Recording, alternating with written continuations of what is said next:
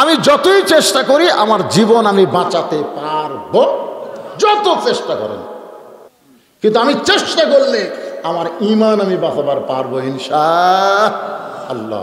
আপনার সত্যি করে বলেন, জীবন বাঁচানো ফরজ না ঈমান বাঁচানো ফরজ?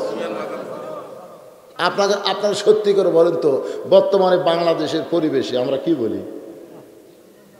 বলি না জীবন বাঁচানো ফরজ? একজন আমাকে বলতেছে পানির অপর নাম জীবন, পানির অপর নাম জীবন।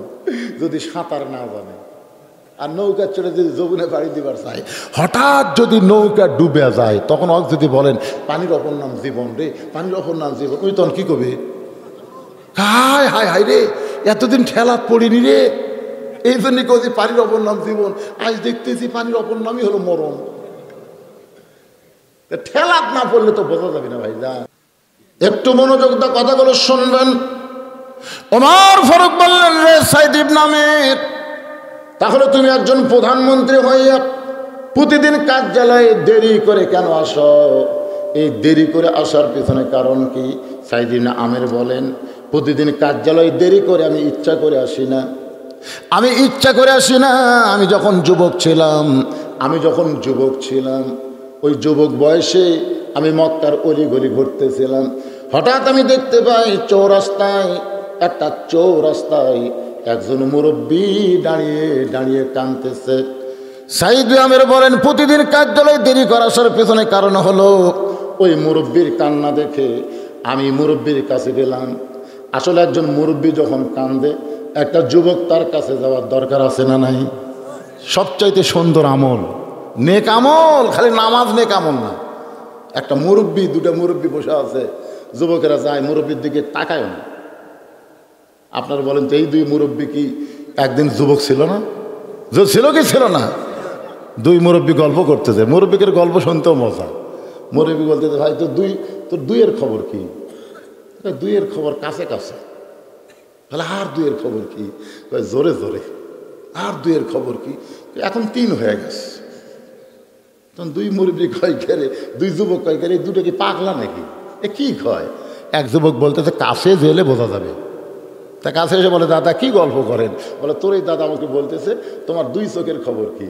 তখন আমি বললাম, কাছে কাছে, দূরে আর দেখবার পাই না রে। তোমার 2 কানের খবর কি? জোরে জোরে, আস্তে করে শুনি না। তোমার 2 পায়ের খবর কি? 3 হয়ে গেছে, লাঠি ছাড়া হাঁটতে পারি না। আপনার বলেন যেটা কাছে না হলে জানা যাবে? তুমি যৌবনের শক্তি নিয়ে মরদ হয়ে ঘুরতেছ, একদিন তোমাকেও বুড়া হওয়া লাগবে। সময়ের কসম করেছে আল্লাহ। ধরে বলেন ঠিক কিনা? এক পলকের নাই ভরসা, মিশে সকল আশা, কখন বুঝি দারুণ ঝড়ে ভাঙবে তোমার বাসা। মিশে মায়ায় বন্দি থাইকা করলাম কত খেলা, পশ্চিমে তাকিয়া দেখো তোমার জীবনের ডুইবা গেল বেলা। সাইদ আমির বলেন, ওই মুরব্বীর কাছে গিয়ে বললাম, মুরব্বী আপনি এমন করে কেন কাঁদতেছেন? মুরব্বী বলতেছে, আমার কান্দার কারণ হলো আমার ঘরে একটা যুবতী মেয়ে আছে, আমি সেই মেয়েটাকে বিয়ে দিবার চাই। সাইদ ইবনে আমির বলেন, আলহামদুলিল্লাহ, আল্লাহ রাসূল বলেছেন, কেউ যদি একটা মেয়ের বাপ হয়, আল্লাহ তাকে একটা জান্নাতের খবর দেয়। তা আপনার মেয়ে যুবতী হয়েছে, এর জন্য কান্দা লাগবে কেন? বলে, কান্দার কারণ হলো আমার সেই মেয়েটা পঙ্গু, সেই মেয়েটা লুলা পঙ্গু, হাঁটতেও পারে না, কোনো কামও করবার পারে না। কিন্তু সেই মেয়েটা এখন যুবতী হলো, কেউ বিয়ে তো করবার চায় না। যখনই শোনে মেয়ে পঙ্গু, তখন আর কেউ বিয়ে করে না। এখন এই যুবতী মেয়ে নিয়ে আমি বাপ কি করি? এর জন্য রাস্তার মোড়ে কাঁদতেছি। আমার কান্না থেকে যদি কারো দয়া হয়। সাইদ ইবনে আমির বলে, আমিরুল মুমিনিন, অসহায় বাবার চোখের পানি মুছে দেওয়ার জন্যে ওই পঙ্গু মেয়েটাকে আমি বিবাহ করলাম। ওই পঙ্গু মেয়েটাকে বিবাহ করার পরে মেয়েটা শারীরিকভাবে পঙ্গু হয়েছে ঠিকই, কিন্তু সন্তান জন্ম দেওয়ার ব্যাপারে পঙ্গু হয়নি। সুবহানাল্লাহ। শারীরিকভাবে কি পঙ্গু? অনেক দেখবেন ভালো মেয়ে মানুষ, ভালো পুরুষ মানুষ, বাচ্চা হয় না। আমার কাছে এসে বলে, হুজুর 10 বছরে বিয়ে করছি হুজুর, এখন পর্যন্ত বাচ্চা হচ্ছে না। সাইড থেকে একজন বলছে যে হুজুরের কাছে লাভ নাই, তো বাচ্চা হচ্ছে না, বাবার কাছে যাও। মাস্তান তবে মাস্তান, কেউ ফেরে না খালি হাতে, খাজারে তোর দরবারেতে। আল্লাহর ধন্যবীরে দিয়া আল্লাহ গেছে গায়েব হইয়া, আল্লাহর ধন্যবীরে দিয়া আল্লাহ গেছে গায়েব হইয়া, নবীর ধন খাজা নিয়া শুয়া আছে আজমিরে, কেউ ফিরে না খালি হাতে, খাজারে তোর দরবারেতে। ঈমান না সেরে, জবান খুলে বলা লাগবে ঈমান না সেরে। আমার মা বোনেরা যারা আছেন পর্দার অন্তরালে, আমার বাপ জানেরা যারা সামনে বসে আছেন, সন্তান দেওয়ার মালিককে। আল্লাহ কাউকে সন্তান না দিয়াও আবার কাউকে সন্তান দেয়, আল্লাহ কাউকে শুধু ছেলে দেয়, আবার কাউকে খালি মেয়ে দেয়। এই সমস্ত ক্ষমতার মালিককে। সাইদ ইবনে আমির বলেন, আমার পঙ্গু লুলা বউটা সন্তানের ব্যাপারে পঙ্গু ছিলেন না। 5 বছরে ওই লুলা পঙ্গুর বউ থেকে, পেট থেকে আল্লাহ আমাকে 3টা সন্তান দিয়েছে। কয়টা? এখন সকালবেলায় আমার বউটা তো সংসারের কোনো কাজ করতে পারে না, এই সংসারের সমস্ত কাজ কাম আমাকে করতে হয়। শুধু কাজ কাম করে তো হয় না, ওই বাচ্চাদের খাওয়ানোর জন্যে আমাকে ব্যবস্থা করতে হয়। জবের আটার খামির দিয়ে সেইটা রুটি তৈরি করতে হয়। আমার সংসারের এই সকল কাজকাম করতে করতে আমার একটু কার্যালয়ে আসতে দেরি হয়ে যায়। হাজার হাজার ইয়েমেনের জনগণ কান্দে। একজন দেশের প্রধানমন্ত্রী, তার বাড়িতে এমন দুরবস্থা, আমরা কেউ কোনোদিন খবর নেই নাই। আমির আল মুমিনিন, আমাদের প্রধানমন্ত্রীর ব্যাপারে আমরা যে 1 নম্বর অভিযোগ করেছি, প্রতিদিন কার্যালয়ে দেরি করে আসে, সর্বসাকুল্যে আমরা উইথড্র করে নিলাম। প্রতিদিন কার্যালয়ে দেরি করে আসো, আমাদের আর কোনো অভিযোগ। ওমর বললেন, রে সাইদ ইবনে আমির, তোমার বিরুদ্ধে 2 নম্বর অভিযোগ হলো তুমি হঠাৎ কার্যালয়ে আসো না, এর পিছনে কারণ কি? সাইদ ইবনে আমির বলে, আমির আল মুমিনিন, আপনি মনে কষ্ট নেবেন না, আমার পরনে যে পোশাক দেখতেছেন, এই একটি মাত্র কাপড় ছাড়া আমার আর কোনো কাপড় নাই, যে কাপড় পরে মানুষের সামনে দাঁড়ানো যায়। একটা প্রধানমন্ত্রী আর একজন খলিফাতুল মুসলিমিন জুমার দিনে কেবল খুতবা শুরু করছেন, বুঝলেন? কেবল ওমর ফারুক খুতবা শুরু করছেন। এমন সময় মাঝখান থেকে একজন মুসল্লি দাঁড়ায় বলতেছে, আমির আল মুমিনিন, খুতবা বন্ধ করেন। কিসের ওয়াজ? ওয়াজ বন্ধ করেন। অর্ধ পৃথিবীর খলিফাকে একটা সাধারণ মুসল্লি বলতেছে ওয়াজ বন্ধ করেন। ওমর ফারুক চোখের পানি বের করে বললেন, আমার দোষ কি? বলে, আপনার দোষ হলো আমাকে খাটো পাঞ্জাবি দিয়ে আপনি লম্বা জুব্বা গাওয়াত দিয়েছেন। হযরত ওমর তখন বাংলাদেশের মতন 96টা দেশের রাষ্ট্রপতি। জোরে খান সুবহানাল্লাহ। আমাদের প্রধানমন্ত্রী এমন একটা দেশের প্রধানমন্ত্রীরা খুঁজেই পাওয়া যায় না। ম্যাপ দেখবেন, ম্যাপের মধ্যে বাংলাদেশ খুঁজতে খুঁজতে দেখা যায় এক লোক থুলে আর দেখা যায় না। জোরে কর কথা, ঠিক? হ্যাঁ, অর্ধ পৃথিবীর খলিফাকে আটকে দিছে যে হামাগুরু খাটো পাঞ্জাবি দিয়ে আপনি লম্বা জুব্বা পরে খুতবা দিবেন। ওমর ফারুকের চোখটা দরদর করে পানি পড়তেছে। এমন সময় আব্দুল্লাহ ইবনে ওমর বাবার সামনে দাঁড়িয়ে বলে, রে নবীর সাহাবীরা, তোমাদের পরনে খাটো পাঞ্জাবি হলেও তো তোমরা নতুন কাপড় পরেছো, কিন্তু আমার পরনের দিকে তাকায় দেখো, আমার পরনে কোনো নতুন কাপড় নাই। সমস্ত সাহাবীর হল, আব্দুল্লাহ, আজকে জুমার দিনে তুমি নতুন কাপড় কেন পরে নাই? আব্দুল্লাহ বলতেছে, আমি নতুন কাপড় কেমনে পরবো? আমার বাবার পরনের জুব্বা দেখতেছো, ওই জুব্বার ভিতরে বাবার কাপড় আর আমার কাপড় একত্র হয়ে সেই কাপড় পরে বাবা আমার খুতবা দিবার চায়। খুতবা শোনা যায় কিনা? সমস্ত সাহাবেরা কান্দের বলে, আল্লাহ, তোমার কোরআন দিয়ে যখন রাষ্ট্র চলবে তখন মুসলমানেরা এমন নেতাকে 2 চোখ ভরে দেখতে পাবে। আজকে আমাদের বাংলাদেশে কোরআনের ওয়াজ হয়, কিন্তু কোরআন দিয়ে রাষ্ট্র চলে না। সবচাইতে বড় খারাপ সময়, জোরে কোন ঠিক কিনা? ওয়াল আসর, সময়ের কসম দিচ্ছেন আল্লাহ। সবচাইতে খারাপ সময় হলো যখন মানুষ কোরআনের ওয়াজ শুনবে কিন্তু কোরআন দিয়ে চলতে চাবে না। আবু জেহেল কোরআনের ওয়াজ শুনেছে। আবু জেহেল কিন্তু 1 নম্বর শ্রোতা। সকালবেলা কইছে, হাই রে কোরআন সুন্দর ভাই, রাতটা কোন দিক দেখেছে আমি বুঝবারই পারি নাই। হায় হায়, মানে কোরআন শুনতেছে চুপচুপ করে, আর খালি সকালবেলা রেজাল্ট দিছে, এত সুন্দর কোরআনের বাণী, রাতটা কোন দিক দিয়ে গেল আমি বুঝবারই পারিনি। তখন আবু সুফিয়ান বলতেছে, তাহলে তাহলে সেই কোরআনকে গ্রহণ করা হোক। আবু জেহেল বলতেছে, গ্রহণ তো করবারই চাই রে, কিন্তু কোরআন গ্রহণ করলে আমার ভুয়া নেতৃত্ব চলবে না, আব্দুল্লাহর বেটা নেতা হবে। আজকে যদি বাংলাদেশে কোরআন চলে, বাংলাদেশের ভুয়া নেতা একটাও ক্ষমতায় থাকবার পারবে না। ধরে কোন কথা ঠিক কিনা? ভালো মানুষ খালি মসজিদের মুসল্লাই থাকবে না, এদেরকে আল্লাহ ক্ষমতায় নিয়ে যাবে আল্লাহর কোরআনের ওসিলায়। ধরে কোন কথা ঠিক কিনা? এমনি হাতত কড়া পড়তেছি, এমনি। একটু মনোযোগ দিয়ে শুনবেন। সাইদ ইবনে আমের বলে, আমির আল মুমিনিন, এই একটা মাত্র কাপড় ছাড়া আমার আর কোনো কাপড় নেই। ওসমান গনি বলতেছে, হুজুর আমি 1 দিন দেখেছি, 2 দিন দেখেছি, আজকে পরপর 3 দিন দেখলাম আপনার সাহাবী তালহা, আপনি যখন ফজরের সালাম ফিরেন সঙ্গে সঙ্গে বাড়ির দিকে দৌড় দেয়। আমি 1 দিন দেখছি, কিছু বলিনি, 2 দিন দেখছি, কিছু করি না, 3 দিন দেখলো আপনি যেই ফজরের সালাম ফিরেন এই সঙ্গে সঙ্গে দৌড় দেয়। আল্লাহ রাসূল কয়, কে রে? এই দুনিয়াতে 10 জন সাহাবীকে আল্লাহ জান্নাতের সার্টিফিকেট দিয়েছে। ধরে কর না সুবহানাল্লাহ।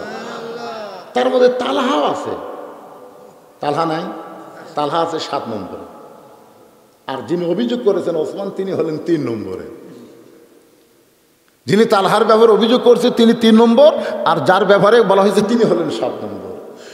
আল্লাহ নবীর সঙ্গে সঙ্গে ওই তালহার বাড়ির দিকে রওনা দিলেন। সাহাবীরা নবীর পিছনে পিছনে তালহার বাড়ির দরজার দিয়ে নবী সালাম দিলেন, আসসালামু আলাইকুম ইয়া তালহা। সঙ্গে সঙ্গে বাড়ির ভিতর থেকে আওয়াজ আসতেছে, আলাইকুম আসসালাম ইয়া রাসূলুল্লাহ। আল্লাহ নবী বললেন, তালহা। সঙ্গে সঙ্গে লব্বাইক ইয়া রাসূলুল্লাহ। নবী কিছুক্ষণ পরে আবার বললেন, তালহা। সঙ্গে সঙ্গে লব্বাইক ইয়া রাসূলুল্লাহ। নবী আবার কিছুক্ষণ পরে বললেন, তালহা। সঙ্গে সঙ্গে লব্বাইক ইয়া রাসূলুল্লাহ।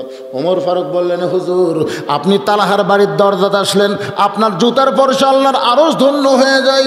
তালহাকে আপনি সালাম দিলেন, সালামের উত্তর তালহা দিল।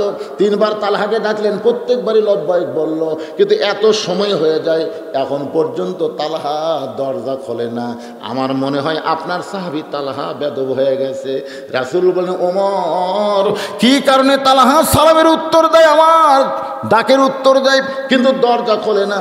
এটা ভিতরে না দেখা পর্যন্ত বাহির থেকে আজগুবি বলা যাবে না। কিছুক্ষণ পরে যখন তালহা ঘরের দরজা খোলে, আল্লাহ রাসূল বললেন, তালহা তোমার বিরুদ্ধে ওসমান অভিযোগ করেছে, তোমার বিরুদ্ধে ওসমান অভিযোগ করেছে, তুমি ফজরের নামাজের সালাম ফেরালেই বাড়ির দিকে দৌড় দাও। 1 দিন না 2 দিন না 3 দিন পর্যন্ত দেখেছে একই কাম তুমি করো। তোমার বিরুদ্ধে 2 নম্বর অভিযোগ হলো, আমি রাসূল তোমাকে পরপর 3 বার ডাকলাম, তুমি প্রত্যেকবারে লব্বাইক লব্বাইক উত্তর দিলা, কিন্তু দরজা খুলতে এত দেরি কেন করলা? এমন সময় ওমর ফারুক বলে, রাসূলুল্লাহ তালহার বিরুদ্ধে আর একটা অভিযোগ আছে। রাসূল বলেন, তুমি আবার কি অভিযোগ দিবা? বলে, হুজুর আপনি যখন তালহা দরজা খুলতে দেরি করতেছিল, আমি তখন গোপনে তালহার বাড়ি পরিদর্শন করতে গিয়ে দেখি প্রাচীরের ফাটল দিয়ে একটা তালহা ছোট বাচ্চাকে রশি দিয়ে খুঁটির সঙ্গে বেঁধে রাখছে। ওই বাচ্চা খালি বাবা বাবা বলে কাঁদতেছে। সঙ্গে সঙ্গে নবী বললেন, তালহা উমর যে কথা বলতেছে সত্যি কিনা? মাসুম কচি বাচ্চাকে রশি দিয়ে কেন বাঁধলে? অথচ আমি নবীর সুন্নত হলো ছোটদেরকে আদর করো আর বড়দেরকে সম্মান করো। তালহা বলতেছে ইয়া রাসূলুল্লাহ, ওমর ফারুক যে অভিযোগ করছে সেটাও সত্য। রাসূল বললেন তাহলে অভিযোগ খণ্ডন করো। তালহা বলতেছে হুজুর, যেই জামা পরে আপনার জন্য আমি দরজা খুলেছি, এই একটি মাত্র কাপড় ছাড়া আমার বাড়িতে আর কোনো কাপড় নাই, যে কাপড় পরে আল্লাহ রাসূলের সামনে দাঁড়ান যায়। ইয়া রাসূলুল্লাহ, ফজরের নামাজ পড়ার পরে এই পোশাক পরে আমি যদি আপনার ওয়াজ শুনতে চাই, আপনার সঙ্গে মোনাজাত করতে চাই, তাহলে আমার বউটার নামাজ কাজা হয়ে যাবে, কারণ একটা কাপড় ছাড়া আমার বাড়িতে আর কোনো কাপড় নেই। আমি মাটির একটা গর্ত করেছি, ওই গর্তের মধ্যে আমার বউকে যেমন তেমন কাপড় পরাইয়া আমি আপনার পিছনে নামাজ পড়তে যাই। নামাজ পড়ার পরে দেরি করলে বউয়ের নামাজ হবে না বলে এক দৌড়ে এসে ওই গর্তের মধ্যে নাই না আমার এই কাপড়টা আমার বউকে খুলে দিয়েছিলাম। আমার বউটা নামাজ পড়ে যখন আল্লাহর কাছে কাঁদতেছে, এমন সময় দরজায় আপনি তালহা তালহা বলে ডাকতেছেন। হুজুর, আমার কলেজা ফাইটা যায়, আমি দৌড়ে এসে দরজা খুলে দিব, কিন্তু তাকায় দিকে আমার পরনে কোনো কাপড় নাই, তেমন কোনো কাপড় নাই, আমি কেমনে দরজা খুলবো? আমার বউটার যখন নামাজ শেষ হয়েছে, আমি হ্যাঁচকা টান দিয়া গর্তের মধ্যে নামায় দিয়া ওই বইয়ের পরনের কাপড় উপরে আপনার জন্য দরজা খুলেছি। রাসূল বলেন আল্লাহ, তোমার নামাজ যারা বুঝেছে, শত কষ্টের ভিতরেও তারা সব ছাড়বে, কিন্তু জীবন যাওয়া পর্যন্ত এক ওয়াক্ত নামাজ ছাড়বে না। জোরে কর না সুবহানাল্লাহ। আল্লাহ রাসূল বললেন, তালহা, এই ছোট বাচ্চাকে রশি দিয়ে বাঁধছ কেন? বলে হুজুর, ওয়া আমিলুস সালিহাত, নিকামল। জোরে কর সুবহানাল্লাহ। এই যে আমার বাড়ির দরজায় একটা গাছ দেখতেছেন, এই গাছটা একটা খুরমা খেজুরের গাছ, এটা ইহুদির গাছ। এটা কার গাছ? খুব খেয়াল করবেন, ইহুদির গাছ। এখন খুরমা খেজুর পাক ধরছে, সারা রাত্রে ওই গাছ থেকে পাকা খেজুরগুলো টপ টপ টপ টপ করে গাছের গোড়াত পড়ে। আমি যখন ফজরের নামাজ পড়তে যাব, তখন আমার মনের মধ্যে চিন্তা হলো যে আমি তো নামাজ পড়তে যাচ্ছি, এই সুযোগে যদি আমার ছেলে চেতন পায়, আমার একটা ছোট্ট বাচ্চা যেটাকে বান্ধা রাখছি, যদি চেতন পায়, আর চেতন পায় যদি ইহুদির গাছের খুরমা খেজুর খায়, আমি মুসলমান, আমার সন্তান ইহুদির গাছের খুরমা খেজুর খাবে, আমি মুসলমান, আমার সন্তান খ্রিস্টানের পতাকা উড়াবে। কথা কর না কেন? আমি মুসলমান, আমার সন্তান ব্রাজিলের গেঞ্জি গাওয়াত দিবে? আমি কি মুসলমান? এই বাপের, এই আপনারা মনে করছেন হুজুর আমি তো আর দোষ করিনি, আমার বিয়াটা করছে। আল্লাহ কোরআনে বলেছেন, কু আনফুসাকুম ওয়া আহলিকুম নারা, জাহান্নামের আগুন থেকে যদি বাঁচতে চাও তাহলে একলা বাঁচলে হবে না, আহাল পরিবার নিয়ে বাঁচা লাগবে। এই হুকুম কার? আল্লাহ তাআলা ফেরেশতাদের বললেন, যাও অমুক কওম ধ্বংস করে দাও, যাও। তখন ফেরেশতারা এসে দেখে সব নাফরমান, কিন্তু একটা ব্যক্তি নামাজের শেষ দাঁত আছে। বলতেছে, আল্লাহ গোটা কওমকে ধ্বংস করার হুকুম দিলেন পাথর চাপা দিয়া, পাহাড় চাপা দিয়া, কিন্তু একজন যে শেষ দাঁত আছে, এক কি কর্ম, এক টান দিয়া। আল্লাহ বললেন, সবাইকে একবার দাও আর দুইবার দাও, সবাইকে একবার চাপা মারো, আর এদের শেষ দাঁত আছে এক ডবল মারো। ফেরেশতাকে আল্লাহ এই নামাজের উপরে, এই ইবাদতকারীর উপর আপনারা এত রাখেন। আল্লাহ বলতেছে, ওই একলা জান্নাতে যাওয়া যায়, একলা জান্নাতে যাওয়া যাবে না, জান্নাতে যাইতে গেলে সবাই মিলে যাওয়া লাগবে। জোরে কোন কথা ঠিক কিনা? আপনি কয়েকটা বুড়া মানুষ ভাঙ্গা চুরে 5 ওয়াক্ত নামাজ পড়তেছেন আর লাঠি করে খেলে টুটু কোম্পানির ম্যানেজার হচ্ছে, আপনি দাদা জান্নাতে যাবেন? হ্যাঁ জান্নাতে যাবেন। লাঠি সে যদি বলে দাদা, আমি না, আজ থেকে আমার দাদা বলে ডাকবি না, তোর আমি দাদা নই, তুই নামাজ পড়িস না বেঈমান, কিসের দাদা রে? তাহলে আল্লাহ আপনাকে জান্নাত দেবে। আপনি বাপ নামাজ পড়েন, বেটা নামাজ পড়ে না, বেটা দিল বাবা, এই তুই বাপ, এই শয়তান, তোর বাপ কে রে, বের হ, আজ থেকে তুই আমাকে বাবা বলে ডাকবি না, নামাজ পড়লে আমার সন্তান, না পড়লে তুই বেঈমান, তাহলে আপনি জান্নাতে যাবেন। কিন্তু শুনে নামাজের সময় ডাকে না, ভাত খাওয়ার সময় ডাকতেছে, আব্বু আব্বু আসুন ভাত খায়। ফেরেশতাকে কত বড় শয়তান, নামাজের সময় বেটাক ডাকে না আর খাওয়ার সময় ডাকে। এরকম ফাজিল বাপ আছে না? এ কথা কর না কেন? খাওয়ার সময় বেটাক ডাকে, নামাজের সময় ডাকে না। আল্লাহ রাসূল বলেছেন, 7 বছর থেকে নিয়ত করা, হাত বান্ধা, রুকু করা, সেজদা করা, রুকু তসবিহ, সেজদার তসবিহ, সূরা ফাতিহা কমপক্ষে 10টা সূরা, এইগুলো নামাজের তালিম দাও 7 বছর থেকে। জোরে কর, কয় বছর? আর 10 বছর থেকে হাত ধরে মসজিদে নিয়ে যাও। যাবার না চালে পাশার উপরে 3টা করে বাড়ি বসাও। এই কথাগুলো খেয়াল করবেন। হাত ধরে নিয়ে যাও, ভালো মানুষ যায় গেল, যদি না যায় পাশা বরাবর, অন্য জায়গায় মারা যাবে না, পাশার উপরে 3টা করে বাড়ি। নামাজ পড়বি না, ওর বাপ পর্যন্ত পড়বি, কথা হয় না। আজকের ওয়াজকে টাকা কালেকশন না মুসল্লি কালেকশন? মুসল্লি কালেকশন করা লাগবে। তাহলে আপনারা একটু হা হু করেন রে ভাই। আজকে আমাদের ছেলেগুলো সব নষ্ট হয়ে গেল, সব নষ্ট হয়ে গেল। আপনি দেখেন 5 ওয়াক্ত নামাজি ছেলে কোনোদিন বেপর্দা নারীর দিকে তাকাবে না। জোরে কোন কথা ঠিক কিনা? দেখবেন খেয়াল করে, যারা নামাজি ওদের চাল চলন কথাবার্তা সব আলাদা। যখনই নামাজ পড়বে তখন মোবাইল থেকে খারাপ জিনিসগুলো সব ডিলিট করবে। ইন্না সালাতা তানহিল ফাহশাই ওয়াল মুনকার, নামাজ তার সমস্ত খারাপিকে হেফাজত করবে। জোরে করে সুবহানাল্লাহ। একটু মনোযোগ দিয়ে শুনবেন। তালহা বলতেছে, ইয়া রাসূলুল্লাহ, আমি একজন মুসলমান, আমার দরজায় ইহুদির গাছের খুরমা খেজুর টপ টপ করে পড়ে। আমি নামাজ পড়তে যাওয়ার সময় আমার বড় ভয় হয়, যদি আমার ছেলেরা চেতন পায়া ওই ইহুদির গাছের খুরমা খেজুর খায়। আমি মুসলমানের সন্তান, ইহুদির গাছের খুরমা খেজুর কেন খাবে? এই জন্যে আমার ছেলেকে কান্দে করে আমি মসজিদ দিকে রওনা দেই। কিছু যাওয়ার পর আমার ইমান বলতে, তালহা, তোমার ছোট্ট বাচ্চা তুমি মসজিদে নিয়ে যাচ্ছ, ও তোর নামাজ বোঝে না। যদি নামাজ শুরু করার পরে ও যদি নামাজ ভঙ্গ করে দেয়, কারণ ছোট বাচ্চারা যাদের নামাজে মসজিদে যাওয়ার বয়স হয় না, 7 বছর থেকে তালিম দেওয়া লাগবে। বাচ্চার বয়স যদি 5 বছর হয়, ওই সময় মসজিদে নিয়ে যাওয়ার দরকার নেই। আপনি যদি সেজদার যান, ওই তখন কবি আব্বু উপর হাসে রে, আব্বু উপর হাসে রে, তখন গেলে বাপ হাসবি না, মসজিদের সবাই হাসবি। জোরে কোন কথা ঠিক কিনা? এরকম নামাজ ভঙ্গ করে দেয় না? তো ছোট বাচ্চাকে নিয়ে যাবেন না, 7 বছরের আগে না, 7 বছর থেকে নিয়ে যান। বাড়িতে তালিম দেন, যদি মন চাই নিয়ে যান, কাছে থবেন, ছাড়িয়ে দিবেন না।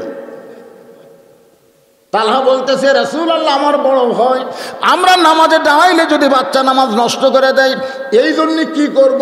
বাড়িতে রাখতেও ভয় করি, আবার মসজিদে নিয়ে যাইতেও ভয় হলো। এই জন্যে রশি দিয়া আমার সন্তানকে আমি খুঁটির মধ্যে বেঁধে রাখছি। ওগো আল্লাহর নবী, আপনি এসে ডাকতেছেন, আমার বউ নামাজ পড়তেছে, আমার বউয়ের নামাজ পড়া শেষ হয়েছে, আমি দরজা খুলেছি, এখন পর্যন্ত সন্তানের বাঁধন খুলতে পারি নাই। রাসূল কান্দেরা বলে, সাহাবী রে, তালহা শুধু নিজে জান্নাতি নয়, তালহার বেটার জন্য আল্লাহর জাহান্নামকে হারাম করেছে।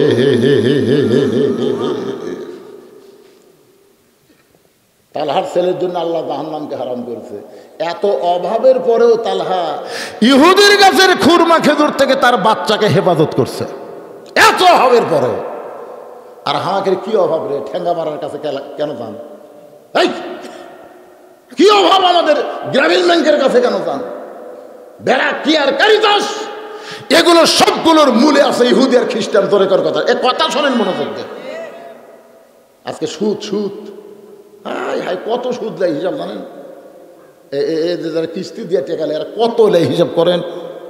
হিসাব তো করেন না। যেদিন থেকে টেকালেন পরে সপ্তাহ থেকে কিস্তি দেওয়া শুরু, হিসাব করে দেখবেন তো শতকরা কত টাকা নেয়। শতকরা 1টা টাকা যে খাবি। অবশ্য হাদিসের ব্যাখ্যায় বলা হয়েছে, যারা সুদ দেয় তাদেরকে আল্লাহ তওবা করলে মাফ করবে, কিন্তু যারা খায় এরা তওবা করলেও মাফ পাবে না, তওবা করলেও আল্লাহ মাফ করবে না। তো সাহাবীরা বলেন, হুজুর তাহলে এর কে খবর কি? যারা খাসে তওবা করলে সব গুণ আল্লাহ মাফ করবি, তো সুদের উপর আল্লাহ মাফ করবে না কেন? আল্লাহ বলতেছে আল্লাহ মাফ করবে, রাসূল বলতেছে আল্লাহ মাফ করবে।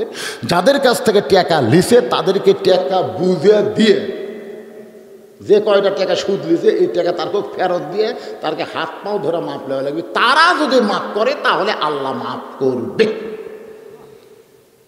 এখন যারা সুদ খাচ্ছেন, আপনাদের গ্রামে তার সুদ কেউ খায় না? যদি কেউ খায় তার জন্য কাগজত লেখেন, তওবা করলেও মাফ নাই। সুদের 1 টাকা যে খালো, নিজের মায়ের সাথে রে, যদি আল্লাহ বলতো যে ভাবির সাথে শালির সাথে, তাও একটা মানা যেতে পারে শালির সাথে, কিন্তু কি কথা নিজের মায়ের সাথে। মন খারাপ করতেছেন? ও আমিলুস সালিহার উপর ওয়াজ হচ্ছে, নেক আমলের উপরে কথা বলতেছে। আমার মায়েরা চিন্তা করতেছে হুজুর তাহলে আমাদের জন্য স্পেশাল কি ওয়াজ করবেন? আমার মায়েরা যারা বসে আছেন, মা আপনাদের জন্য আমিলুস সালিহা একটা নেক আমলের ওয়াজ করি। বিরক্ত তো হচ্ছেন না? আমি কোনো ওয়াজ রাখবো, সব ওয়াজ করে দেবো ইনশাল্লাহ, কারণ আগামীকাল পর্যন্ত আমার বাঁচার কোনো গ্যারান্টি। সাইদ ইবনে আমিনের বিরুদ্ধে অভিযোগ করছে কয়টা? 4টা। তার 2 নম্বর উপর আলোচনা চলতেছে, একটু মনোযোগ দিয়ে শুনবেন মা। কতগুলো ছোট ছোট বাচ্চারা, কতগুলো যুবতী মেয়েরা মা ফাতেমার দরজার দাঁড়িয়ে আছে, কতগুলো মেয়ে মানুষ মা ফাতেমার দরজায় দাঁড়িয়ে আছে। তাদের নিয়ত হলো ফাতেমার সঙ্গে দেখা করবে, কিন্তু বাড়ির দরজা বন্ধ। বাড়ির দরজা বন্ধ, এখন মেয়েরা কেমনে ফাতেমার সঙ্গে দেখা করবে?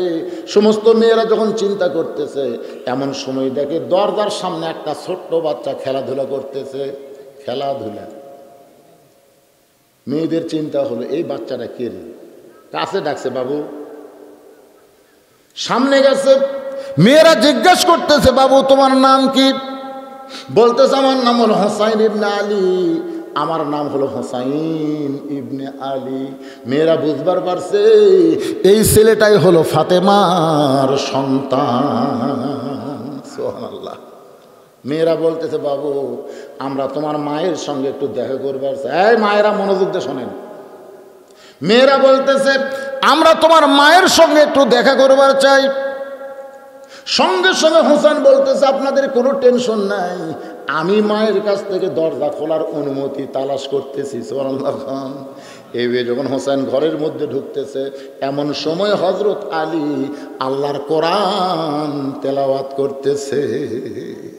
ইন্নামাল মুমিনুনা আল্লাযীনা ইযা যুকিরাল্লাহু ওয়াজিলাত কুলুবুহুম ওয়া ইযা তুলিয়াত আলাইহিম আয়াতুহু যাদাতুহুম ঈমানা ওয়া আলা রাব্বিহিম ইয়াতাওয়াক্কালুন।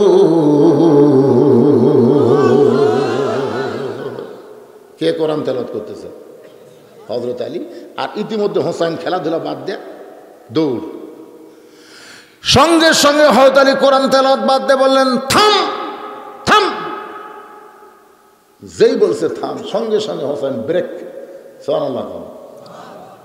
আলী বলতেছেন বাইরে খেলাধুলা করা বাদ দে, দৌড়ে ঘরের মধ্যে ঢুকলি কেন? খেলাধুলা কর। হোসেন বলতেছে, আব্বু কতগুলো মেয়ে মানুষ আমার মায়ের সাথে দেখা করবি, তারা দরজার দাঁড়িয়ে আছে, আমি মায়ের কাছে যাচ্ছি মার কাছ থেকে অনুমতি নেওয়ার জন্য যে আমার মা ওই মেয়েদের সঙ্গে দেখা করবে কি করবে না, এই অনুমতি। আলী বলতেছেন তোমার বয়স কত? খুব খেয়াল করে শুনবেন। আলী হোসেনকে বলতেছে তোমার বয়স কত? বলে আমার বয়স আপনি ভালো জানেন। আমি কয় বছর সেটা কে ভালো জানে? আপনি বাবা, আপনি ভালো জানেন। আলী বলতেছে এই জন্যই তোকে থামালাম, এই জন্যই তোকে থামালাম। বর্তমানে তোর যে বয়স, এই বয়সে যখন তখন মায়ের কাছে যাইতে পারবা না। মেয়েরা শুধু তোমার মায়ের সঙ্গে দেখা করতে অনুমতি লাগবে না, তোমার অনুমতি লাগবে। সুবহানাল্লাহ। এখন তোমার বয়স হলো মাত্র 4 বছর, আর 4 বছরের বাচ্চা যখন তখন মায়ের কাছে যাইতে পারবা না, যখন তখন। 2 বছর পর্যন্ত সমস্যা নেই। রাসূল বলেছেন 2 বছরের বাচ্চা যদি তোমাদের ঘরে থাকে, তোমরা স্বামী স্ত্রী মহব্বত করো, চুমা খাও, পাড়াপাড়ি করো, যা ইচ্ছা তাই করো, ওই খালি দেখবি ঠিকই, বুঝবার পারবি না। কয় বছর? 2 বছর পর্যন্ত বাচ্চাটা খালি দেখবি, হাসবি, কিন্তু ওটা মেমোরির মধ্যে ধরে রেখে পারবি না। কিন্তু যখনই 2 বছর পার হবে তখন খালি দেখবে না, ওটা ফ্যাক্সি লোড করবি, ওটা মেমোরি লোড করবে। পরের দিন সকালবেলা কাউকে বলতে পারে আব্বা তাই মাকে রাত্রে চাপে ধরছিল রে, এটা বলবার পারে। এই জন্যে 2 বছরের বাচ্চার বয়স বেশি হলে সেই বাচ্চার সামনে আমার হালাল বউকেও আমি মহব্বত করতে পারবো না। এরই নাম হলো পর্দা, এরই নাম হলো ইসলাম। ধরে কোন সুবহানাল্লাহ। আমরা তো এই পর্দা খেয়াল করি না, বাচ্চার সামনে একের কিছু করবার চাই, এই জন্য বাচ্চার পর্দা থাকে না। আলী বলতেছেন তোমার বয়স হলো 4 বছর, এই বয়সে তুমি মায়ের কাছে যখন তখন যাইতে পারবা না। যাইতে গেলে মায়ের অনুমতি লাগবে, মা আমি হোসাইন একটু ঢুকবার চাই। মা বলতেছে 2 মিনিট পরে আয়, 2 মিনিট পরে আয়। 2 মিনিট কেন? কারণ ফাতিমা হয়তো এমন অবস্থায় ঘরের মধ্যে আছে যার কারণে হয়তো বাচ্চা গেলেও বিব্রত হতে পারে। জোরে কর কথা ঠিক কিনা? আবার যদি মেয়ে বড় হয়, মেয়ে যদি বড় হয় তাহলে যখন তখন বাবা মেয়ের ঘরে ঢুকতে পারবে না। আমার কথা কি বুঝলেন? মেয়ে যদি বড় হয় যখন তখন মেয়ের ঘরে বাবা ঢুকতে পারবে না। জোহরের নামাজের পরে আল্লাহর নবী ফাতেমার ঘরের দরজায় আসসালামু আলাইকুম, মা ফাতেমা একটু দরজা খুলে দে। ফাতেমা বলতেছে, বাবা এখনকার মতো আপনি ফেরত যান, এখনকার মতো আপনি ফেরত যান, দরজা খুলতে পারবো না। রাসূল বললেন, মা তাহলে কখন আসবো? ফাতেমা বলতেছে, আমি বলতে পারবো না, তবে আপনি এখন ফেরত যান। রাসূল চলে গেলেন। আসরের নামাজের পরে আল্লাহ নবী ফাতেমার দরজায় সালাম দিলেন। ফাতেমা বলতেছে, বাবা আপনি যখন তখন কেন আসেন? ও বাবা আমি আপনার জন্য দরজা খুলতে পারবো না। রাসূল বললেন, মা আমার মনটা তোকে দেখার জন্য ব্যাকুল হয়ে গেছে, তুই কেন দরজা খুলবি না? ফাতেমা বলে, বাবা আপনি কি জানেন না আপনার মেয়ে কত বড় হয়েছে? ফাতেমার শরীরে এমন একটা কাপড় রয়েছে, এই কাপড় পরে বাবার জন্য দরজা খুলতে বড় শরম পায়। সঙ্গে সঙ্গে এক টানে নবী গায়ের চাদর খুলে ফাতেমার ঘরের জানলার কাছে গিয়ে বলে, ফাতেমা রে এই চাদরটা নিয়ে পরে আমার সঙ্গে দরজা খোল। ফাতেমা বাবার গায়ের চাদর পরে যখন ঘরের দরজা খুলে দেয়, নবী তাকায় দেখে ফাতেমা বাবার মুখের দিকে তাকায় না, ফাতেমা মাটির দিকে তাকায় থাকে। রাসূল বলে, ফাতেমা আমি তোকে দেখার জন্য আইছি মা, আর তুই মুখটা তুলে কেন আমার দিকে তাকাস না? যেই মাত্র ফাতেমা তাকাইছে, নবী তাকায় দেখে ফাতেমার চোখটা গড় গড় করে পানি পড়তেছে। রাসূল বলে, ফাতেমা চোখে কখন সুরমা দিলি মা? তোর 2টা চোখে সুরমা দেওয়ার কারণে তোকে এত ভালো লাগতেছে। ফাতেমা বলে, বাবা এই জন্যই তো মাথা তুলে তাকাই না, আমার চোখে সুরমা দেইনি বাবা, 3 দিন না খাওয়ার কারণে আমার চোখের নিচে কালিমা পড়ে গেছে বাবা, আমার চোখের নিচে কালিমা পড়ে গেছে। রাসূল বলে, ফাতেমা কিছুই দিবার পারলাম না মা, তোরে কিছুই দিবার পারলাম না। 33 বার সুবহানাল্লাহ, 33 বার আলহামদুলিল্লাহ, আর 34 বার আল্লাহু আকবার আমল কর। এই দুনিয়ার কষ্ট কষ্ট নয় মা, আখিরাতকে আল্লাহ তোর জন্য 8টা জান্নাত পুরস্কার দিবে। আলী বললেন, হোসাইন এখন তোমার বয়স হয়ে গেছে 4 বছর, যখন তখন তুমি মায়ের ঘরে ঢুকতে পারবা না। এই বলে বলতেছে, ধরো আল্লাহর কোরআন। আলী হোসেনকে বলতেছে, কোরআন ধর। সঙ্গে সঙ্গে হোসেন বলতেছে, দেন। সুবহানাল্লাহ, বাচ্চাকে কোরআন দিচ্ছে, বাচ্চা বলতে পারতেছে না নেব না, কারণ বাচ্চা তো খাড়া হয়ে পেশাব করে না। আমি নিজে দেখছি এক বাচ্চা পেশাব দিয়ে 40 লিখছে। হাই রে বাচ্চা রে, আরে কীভাবে জন্ম নিল আল্লাহ ভালো করে। এই খাড়া হয়ে পেশাব করতেছে, পেশাব যন্ত্র ঘুরাচ্ছে, আগে লিখছে 4, পরে দিতে 0। আমি কইলাম এরাই তো দজ্জাল। এই যেই কইছে এই মারছে দৌড়। আমি দৌড়ে গিয়ে ধরে বললাম, কে রে বাদান, এইরকমও দেখা লাগবে জীবনে আমি কল্পনাই করিনি। আমাকে চাচা দোয়া করেন, 100 লাখের চান্সে আছি। আমার কাছে দোয়া চাই, 100 লিখবি পেশাব দিয়ে। আমি কইলাম, কোথায় পড়িস রে পাগলা, কোথায় পড়িস? ক্লাস 2-এ পড়ি। তো তোর স্যার তোকে শিখায়নি কেমনে পেশাব করা লাগবে, কেমনে পেশাব করা লাগবে, তোর স্যার শিখায়নি? ও তখন মুসকে মুসকে হাসার কাছে, চাচা প্রাইমারি পেশাবখানা যায় দেখে আমার স্যারই খাড়া হয়ে পেশাব করতেছে। এমন শিক্ষা আপনি সন্তানকে দিচ্ছেন, ওর মাস্টার খাড়া হয়ে মারে। আজ যদি বলেন কোরআন ধর, ওই সব সময় বলবে আমার শরীর ঠিক নাই। তোর মাসিক হচ্ছে, তোর শরীর ঠিক নাই কেন? মুসলমানের সন্তান সবচাইতে বড় আমল হলো পবিত্র হয়ে থাকা। জোরে কোন কথা ঠিক কিনা? ঈমানকে যদি ধারণ করতে চান, নাফাক থাকলে হবে না, পবিত্র হয়ে থাকতে হবে, সবসময় পবিত্র। লাইলাতুল মিরাজে রাসূল জান্নাতে ঢুকতে গিয়ে দেখে মুখের সামনে খড়ম বাঁধা ঠকঠক করে পায়। ফেরে জিব্রাইল, আমি নবী জান্নাতে ঢোকার সময় আমার সামনে হাঁটা গেল কে? জিবরাইল বলতেছি ইয়া রাসূলুল্লাহ, ওটা কেউ না, আপনার সাহাবী বেলাল। আল্লাহ রাসূল কই দুনিয়ার দেখে আসলাম বেলালকে, আমি দুনিয়াতে বেলালকে দেখে আসলাম, জান্নাতে হাঁটে কেন? তখন জিবরাইল বলতেছে ইয়া রাসূলুল্লাহ, বেলাল গোপনে এমন একটা আমল করে, কবে বেলাল আসবে জান্নাতে আল্লাহ থাকতে পারতেছে না, আগেই বেলালকে একটা ফেরেশতাকে বেলাল বানায়া বেলালের রূপে আল্লাহ জান্নাত দিয়ে দিয়েছে। ধরে এখন সুবহানাল্লাহ। মানে আল্লাহর তো একটা ধৈর্য আছে, কিন্তু ধৈর্য ধরে পারতেছে না। রাসূল বলে জিবরাইল, আমার বেলাল কি আমল করে? জিবরাইল বলে হুজুর, বেলালকে জিজ্ঞেস করলেই জানতে পারবেন। আমি জিবরাইল বলতে পারবো না, কারণ আল্লাহ জানে, বেলাল জানে, আর আপনি শুনলে জানতে পারবে। আল্লাহ রাসূল মেরাজ থেকে এসে বেলালকে ডাকলো, শুনতে শুন, কি হুজুর, এটা কি করিস, কি করিস, গোপনে গোপনে কি করিস? বেলাল খালি কান্দে, হুজুর আমি তো কিছু করি না। আরে করিস না মানে? আমি নবী জান্নাতে ঢোকার আগে আমার আগে তুই হেঁটে যাস? হাই রে বেলালের কান্না, কান্দিস কান্দে পাগলা, দেখে আসলাম। বল জবান খোল। বেলাল বলে রাসূলুল্লাহ, আমি অপবিত্র অবস্থায় থাকি না, আমার জীবনের একটা বড় আমল হলো ওযু যাওয়ার সঙ্গে সঙ্গে আবার ওযু করি,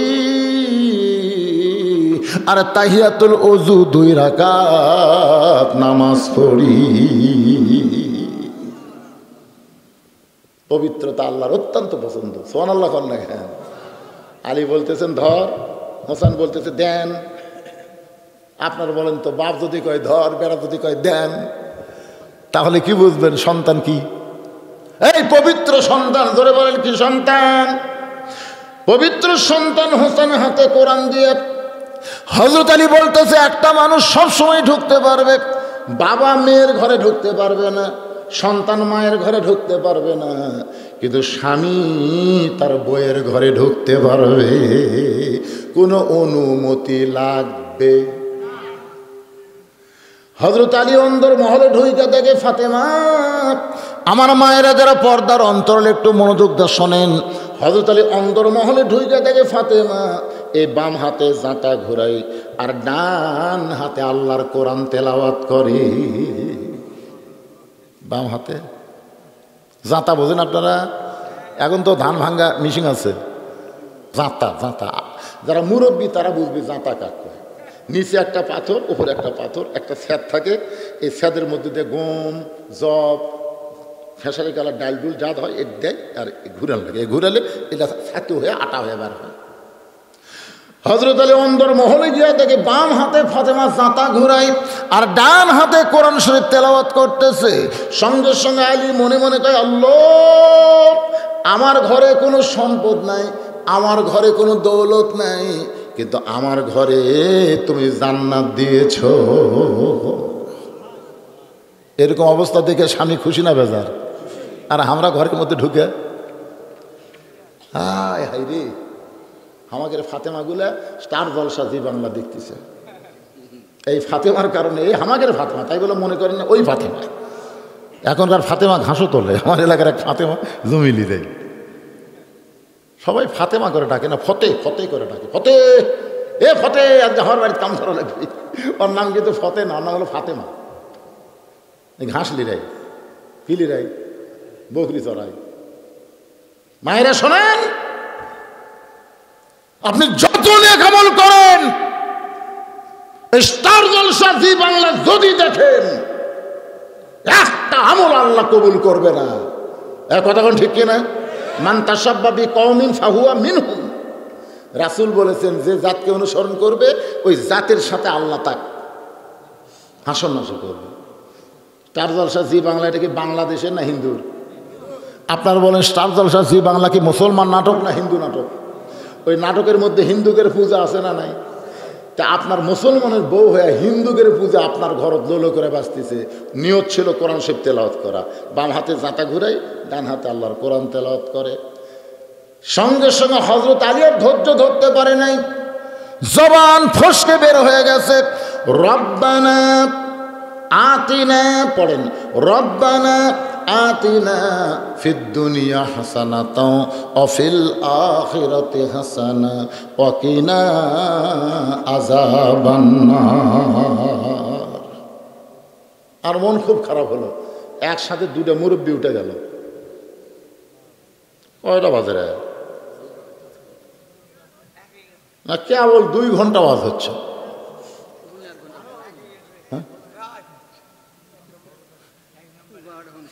না না 12টা পর্যন্ত নয়, যখন 9টার সময় উঠছি আর কটা বাজে? 11টা, কেবল কয় ঘন্টা হলো? তাতে পেশাবে লাগলো না। মাশাআল্লাহ, আবার একটা বসলো বা বসলো। শোনেন, আপনারা জানেন না, আমার প্রথম ডায়াবেটিস ধরা পড়ছে 13 সালে। কত সালে? 13 সালে প্রথম ডায়াবেটিস ধরা পড়লো। তো যাই হোক, মোটামুটি আমি ওষুধপত্র খাইয়া 17 সালে আবার গেলাম পরীক্ষা করার জন্য।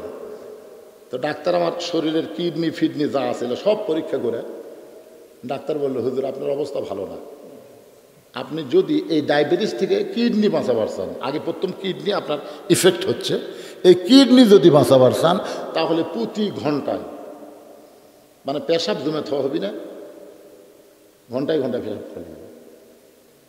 আর আপনি ওয়াশ করেন, ওয়াশ করতে পেশাবের চাপ নিচের দিকে আসে, 1 ঘন্টা পর পর পেশাব করে যাবেন। ভাই 1 ঘন্টা পর পর পেশাব করে গেলে জনগণ হক দাওয়াত দিবি? ডাক্তার বলতেছে ওয়াজ বাদ দেন। আমি কই কি কয় পাগলা, আমার জীবনের নিয়ত হলো মাদ্রাসা মসজিদ এতিমখানা করা, আর ওয়াজ বাদ দিব? আসলে কিন্তু খুবই কষ্ট হয়। 1 ঘন্টা পর আমার এই নিচে যে পেশাবের থলে নেয়, ওই থলেটা ভরে যায়, টপ টপ করে পেশাব। শোনেন, হাসির কথা না তো, খুবই কষ্ট হয়। আমি চিন্তা করলাম কি করি, এখন যদি সভাপতি বলি ভাই একটু মাইক ধরেন, তাহলে 5টা মিনিটের জন্য পেশাব করে উজু করে আসি, কাল থেকে আমাকে কেউ দাওয়াত দিবি না, এলাকার মধ্যে রব হয়ে যাবি, বধূষিত ওয়াজ করতে করতে পেশাব করে ওর যায়। চিন্তা করলাম কি করি। এমন সময় আল্লাহর কোরআন আমাকে বলতেছে, অনুনাজ্জিলু মিনাল কুরআনি মা হুয়া শিফাউ ওয়া রাহমাতুল লিল মুমিনিন। এই কোরআনকে মুমিনদের যাবতীয় রোগের ঔষধ হিসাবে আল্লাহ নাজিল করেছে। আমি করলাম এই দূরে কেউ করাই বস বস, আশ্চর্য, কেবল না ওটার ওয়াজ করতেছে, এখনই 2 জন লাভ ধরছে। আমি চিন্তা করলাম এই কোরআনের কথা হক না মিথ্যা, এই কোরআনে কোনো সন্দেহ, এই কোরআনে কোনো ধোঁকা, এই কোরআনে কোনো গোজাবেল। আমি কইলাম কোরআন যদি সত্য হয় তাহলে আমার ডায়াবেটিস সত্য নয়। পেশাব লাগার পরে কোরআনকে একটা চুমা দিলাম, প্রথম যেদিন লাগলো, দরকার হলে এটি পেশাব করবে, ওয়াজের থাকি যাবো না। বিশ্বাস করেন 8 ঘন্টা পর আমার পেশাবের চাপ কমে গেল। 1 ঘন্টা পর সাবেক হয়ে গেলাম। এরপর থেকে ঘন্টার পর ঘন্টা ওয়াজ করতেছি, আমি ঘড়ি দেখি না। আজকে ঘড়ি দেখার কারণ হলো 2টা মুরব্বী একসাথে উঠলো, এই জন্য দেখলাম 2 ঘন্টা হয়ে গেছে। এর মধ্যে আমি দেখছি আপনারা করেন, এখনকার বক্তারা 45 মিনিট 1 ঘন্টা করে ওয়াজ করে, আর 2টা ঘন্টা আমি ঘড়ি দেখিনি। আমি খালি আপনাকে দিকে তাকিয়ে আছি। না ওয়াজ তো করতেছি রে ভাই, ওয়াজ আমি করতেছি না, তাই বলে মনে করেন না যে আমি পাগলা হয়ে গেছি। সময় মতো অবশ্যই ওয়াজ বাদ দিব। আমরা নামাজের ওয়াজ শুনতেছি, ফজরের নামাজ কাজা পর্যন্ত আমরা ওয়াজ শুনবো না, ঘুমও পারবো, আবার জামাতের সঙ্গে নামাজ ধরবো। ধরে কোন কথা ঠিক কি না? একটু মনোযোগ দিয়ে কথাগুলো শোনেন।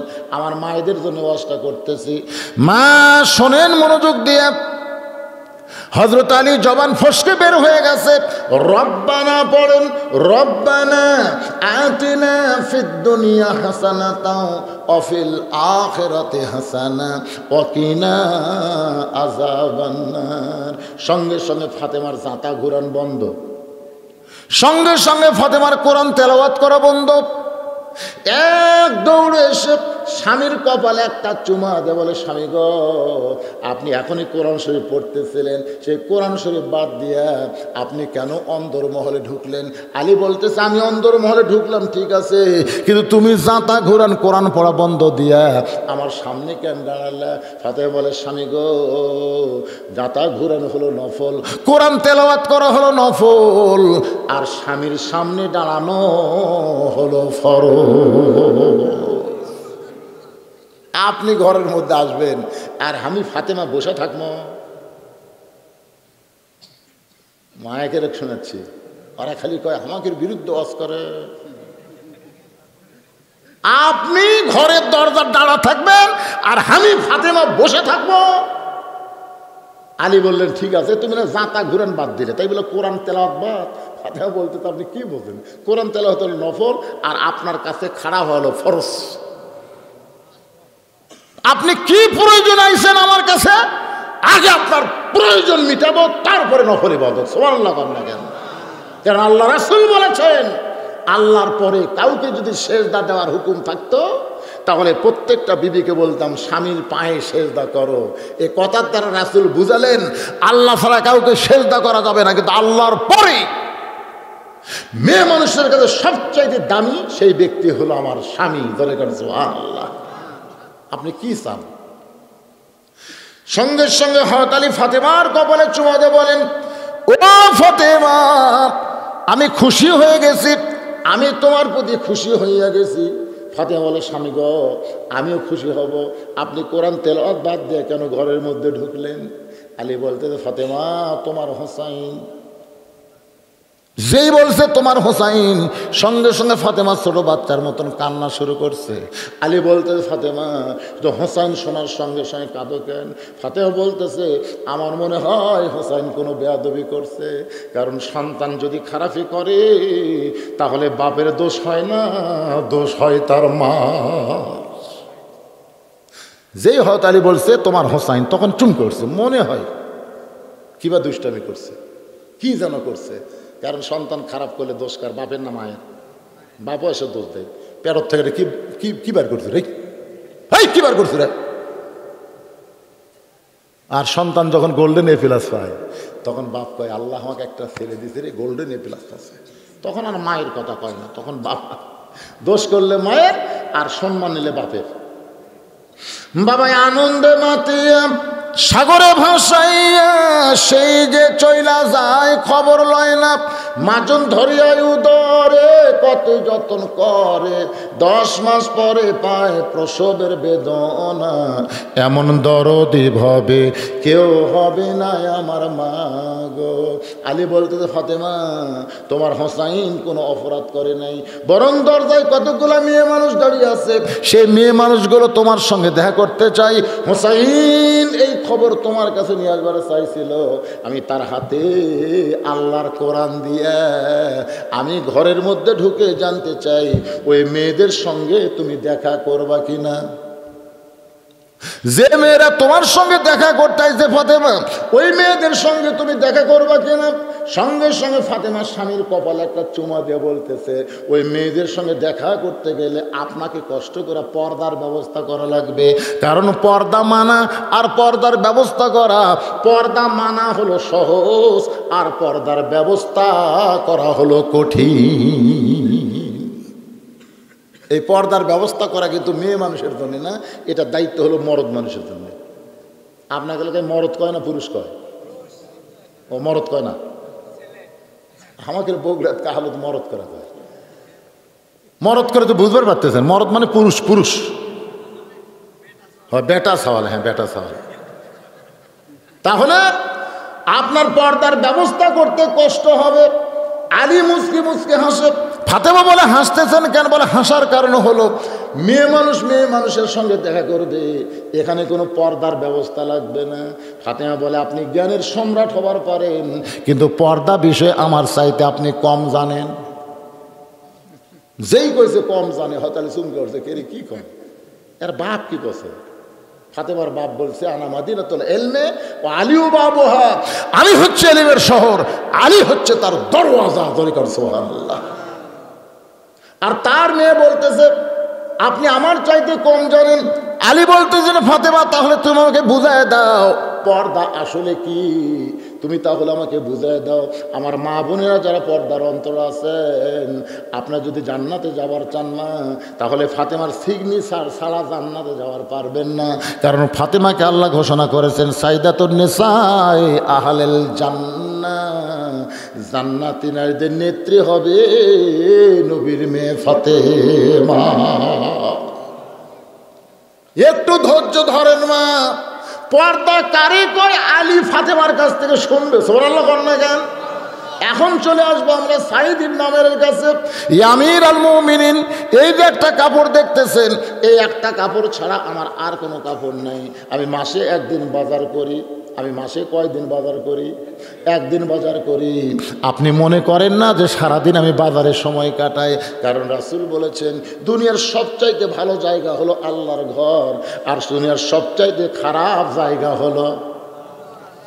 আচ্ছা, আপনারা কোন জায়গার সময় বেশি দেন? তো খারাপ জায়গার সময় বেশি দেন কে? আপনারা যখন বাজার করতে যাবেন তখন ঘড়ি হাতত দিয়ে যাবেন। এই শোনেন শোনেন, বাজার করতে যখন যাবেন তখন ঘড়ি বারবার দেখবেন, কয় মিনিট গেল, কয় মিনিট গেল। আর মসজিদে যখন যাবেন খবরদার ঘড়ি দেখবেন না। উল্টে হচ্ছে, উল্টে মসজিদ গেলি কিছুক্ষণ পর পরে দেওয়াল ঘড়ি, কিছুক্ষণ পর পরে হাত ঘড়ি। তারপর আবার একজনকে বলতে দেখে ভাই আর কয় মিনিট আছে? 3 মিনিট। আজ ঘড়ি লড়তেছে না, আজ ঘড়ি লড়তেছে না। এই 5 মিনিটের মধ্যে 7 বার ঘড়ি দেখছে, তারপরে জবান ফসকা বলতেছে আজ ঘড়ি লড়তেছে না।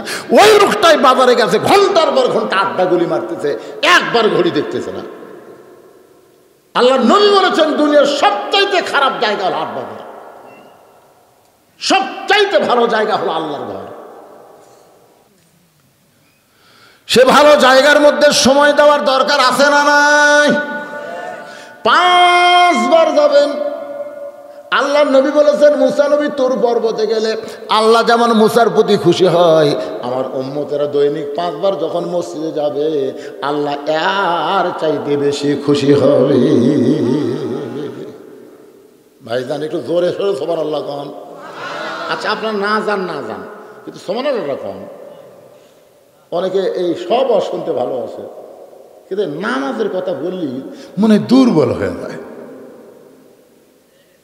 আচ্ছা, নামাজের কথা যদি দুর্বল হন তো এত সুন্দর মসজিদ করে লাভ কি? কে রে, এটা হচ্ছে কি ধুলিশ্বর পুরো পাড়ার কারা কারা আছেন? হাত তোলেন তো দেখি। ও মধ্যপাড়া, ধুলিশ্বর মধ্যপাড়ার কারা কারা আছেন? হাত তোলেন না গাই। এই মাঝখানে একটাও নাই, এই ঠান্ডার মধ্যে একটাও নাই। আচ্ছা, হাত নামান তো দেখি। আপনার বাইরে থেকে কারা কারা আছেন? হাত তোলেন তো দেখি। মাশাআল্লাহ, হাত। হায় রে হায় রে হায় রে, এত সুন্দর মসজিদ আর এই কয়টা কেরা?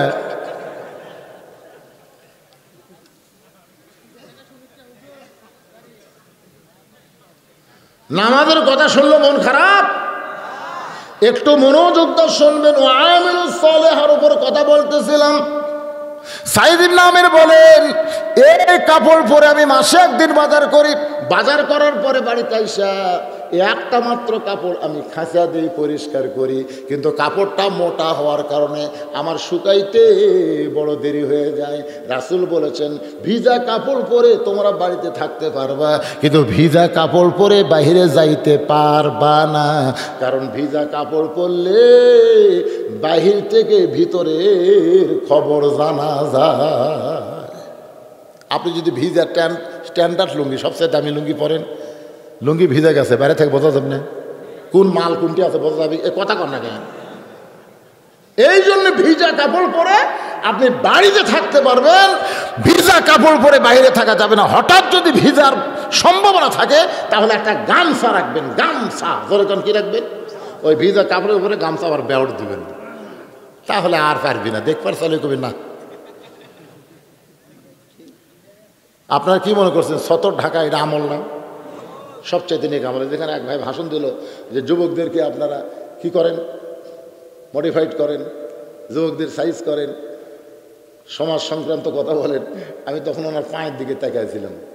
উনি এমন একটা ফুল প্যান্ট পরছে যে টাকনু ঢেকে গেছে। মরদ মানুষ টাকনো ঢাকা কাপড় পরা, আর বউ আর ডিউটি করা। আপনি জানেন যারা মরদ মানুষ, পুরুষ মানুষ টাকনো ঢাকা লুঙ্গি পরেন, টাকনো ঢাকা পায়জামা পরেন, টাকনো ঢাকা ফুল প্যান্ট পরেন, আপনার বউ বেশি দিন থাকবি না, থাকলেও ওভার ডিউটি করবে। মরদ মানুষ পুরুষ মানুষ টাকনো বাইর করতে হবে, টাকনো ঢাকবি কেন? নাভির উপর থেকে টাকনোর উপর পর্যন্ত পুরুষের পোশাক হবে, আর মেয়ে মানুষেরা টাকনো ঢাকবে। মেয়ে মানুষেরা টাকনো বার করা যাবে না।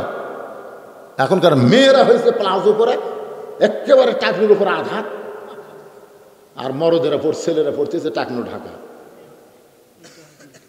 এই যুবকেরা, সমাজ যদি সংস্কার করতে চাই, সমাজের নাপাকি ময়লা আমরা কাপড়ের মধ্যে নিব। মসজিদে যখন যাইতে চাই, শুধু মসজিদ পাক হলে চলবে না, শরীরের কাপড়টাও পাক হওয়া লাগবে। পাক হওয়া লাগবে না? শরীর পাক, কাপড় পাক। তাহলে টাকনুর তলে যেই কাপড় গেল, ওই কাপড় যে নাপাক হয়ে গেল। স্যান্ডেল পাইতে রাস্তায় চলতেছেন, ওই রাস্তার নাপাকে আপনার কাপড়ে ভরলো। আর যখন কাপড় টাকনুর উপর থাকবে, ওই নাপাকে আপনার টাকনুর মধ্যে ভরবে। ওজুর ফরজের মধ্যে একটা ফরজ হলো টাকনু পর্যন্ত ধুত করা। তাহলে টাকনু পর্যন্ত ধুত করা কাদের জন্যে? যারা টাকনু বার করে থাকে। কিন্তু যারা টাকনু ঢাকায় থাকে, ওদের টাকনু তো নাপাক হয়নি, ওদের কাপড় নাপাক হয়ে গেছে। তাহলে ওই কাপড় 4 আঙ্গুল কাটিয়ে ফেলে দেওয়া। 4 আঙ্গুল না কাটলে কাপড় পবিত্র হবে না। ওই গুছিয়ে পবিত্র করছে, গোছাচ্ছে। আপনারা কোন তো নাপাক কাপড় পরে নামাজ হবে? কথা কর না কেন হবে? সাইদিন নামের বলেন, এই কারণে হঠাৎ একদিন আমার যাইতে মিস হয়ে যায়, আমি যাইতে পারি না। হাজার হাজার জনগণ কান্দার বলে, আমাদের প্রধানমন্ত্রী একটা মাত্র কাপড় মাসে একদিন বাজার করে, আর সেই কাপড় পরিষ্কার করতে গিয়ে শুকাইতে দিনটা যায়, এ কারণে আসতে পারে না। এই খবর যদি আমরা আগে জানতাম, তাহলে কোনোদিন বলতাম না আমাদের প্রধানমন্ত্রীর কার্যালয়ে হঠাৎ একদিন আসে না। আজকে জানার পরে সর্বসম্মতিক্রমে আমরা ঐক্য করে নিলাম। ওমর ফারুক বলে, রে সাইদিন আমের, তোমার বিরুদ্ধে 3 নম্বর অভিযোগ হলো ও আমিলুস সালিহা, নেক আমলের ওয়াজ করতেছি। 3 নম্বর অভিযোগ হলো মাঝে মধ্যে কার্যালয়ে তুমি বেহুশ হয়ে যাও। এই বেহুশ হওয়ার পিছনে কারণ কি? সাইদিন আমের বলে, আমিরুল মুমিনিন, আমি যখন কাফের ছিলাম, ওই কাফের অবস্থা আমি দেখেছি। আমার সামনে কোরআনের একজন হাফেজকে আবু সুফিয়ানের নেতৃত্বে হত্যা করা হয়েছে। আবু সুফিয়ানের নেতৃত্বে হত্যা করা হয়েছে।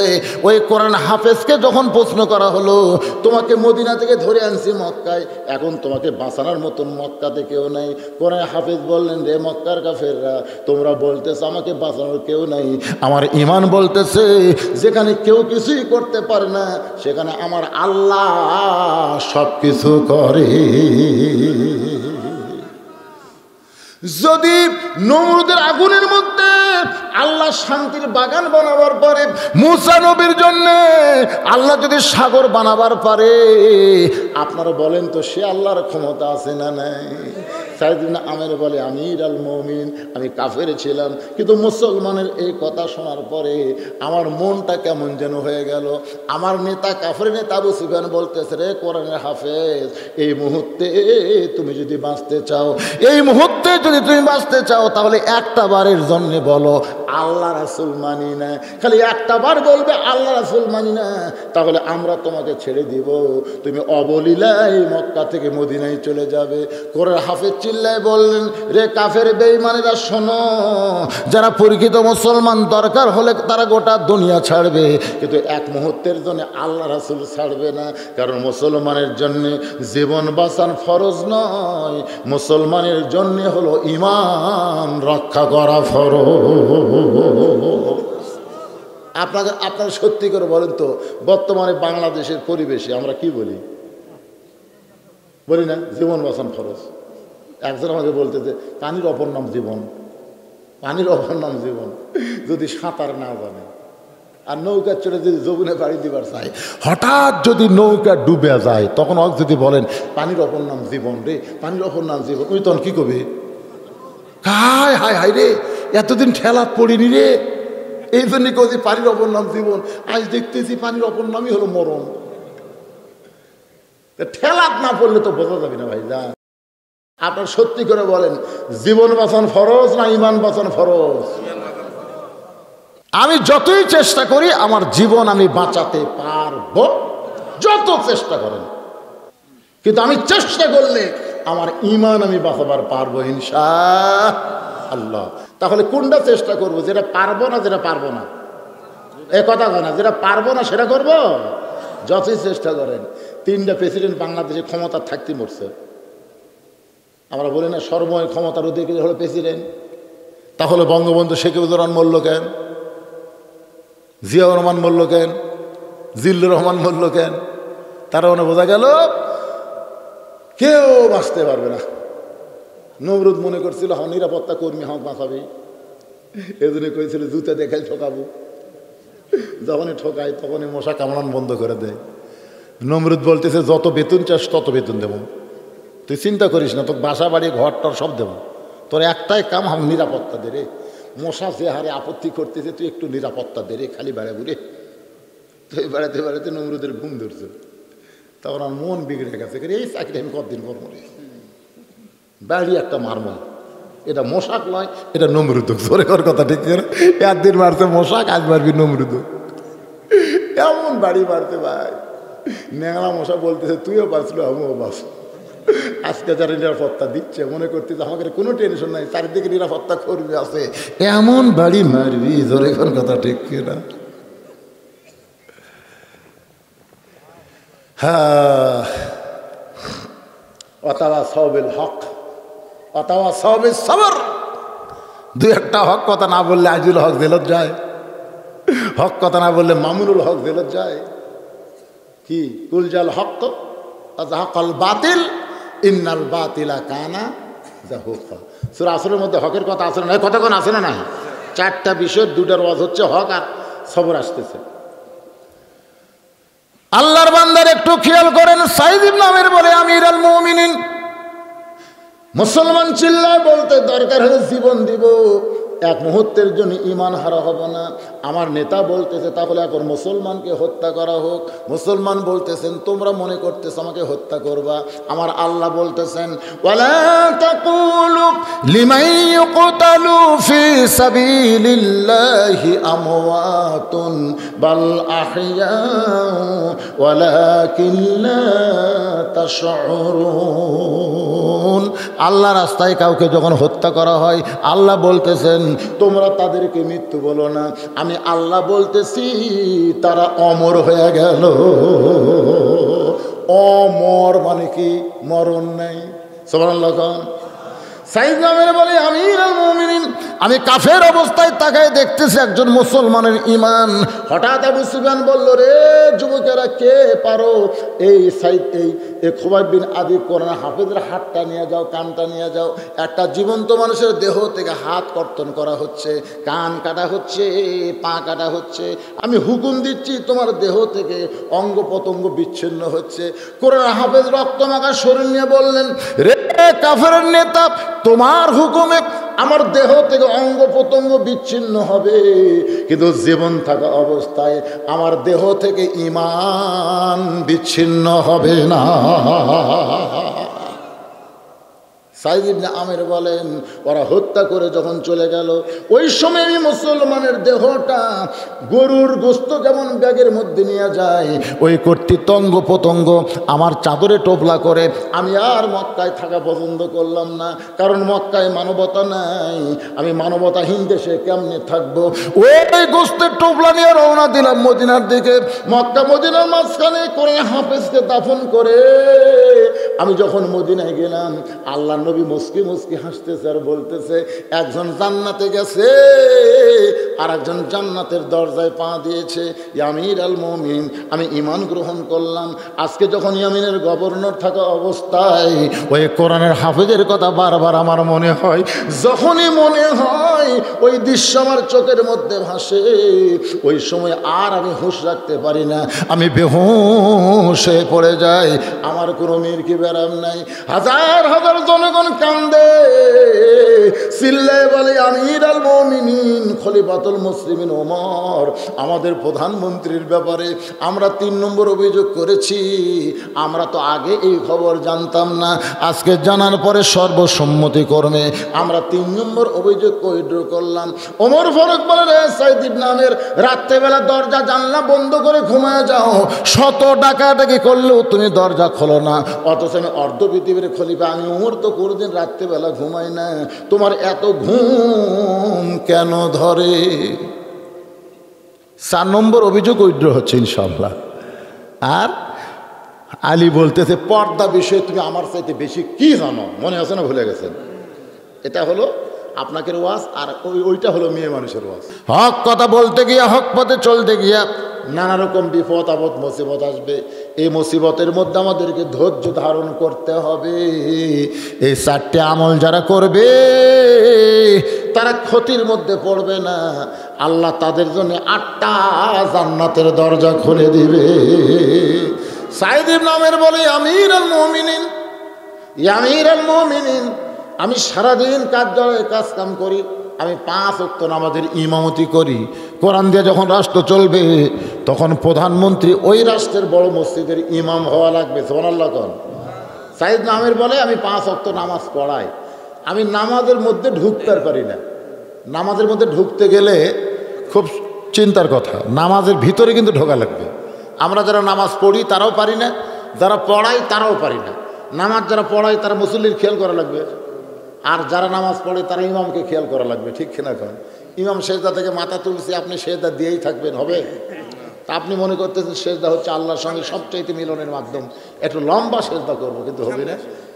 কিন্তু আমি যখন রাত্রেবেলায় সব নামাজ পড়ে বাড়িতে আসি, আমিরুল মুমিনিন, আমি আল্লাহর কোরআন তেলাওয়াত করি, আল্লাহর নামাজ পড়ি, কোরআন তেলাওয়াত নামাজ পড়তে পড়তে আমি এমন একটা জায়গায় পৌঁছে যাই, এমন একটা জায়গায় পৌঁছে যাই, 1 জগ পানির মধ্যে 1 মুষ্টি চিনি ঘন্টন মারলে ওই পানির মধ্যে চিনি যেমন বিলীন হইয়া যায়, আমি আল্লাহর ইবাদতের মধ্যে নিজের অস্তিত্ব বিলীন করে দেই।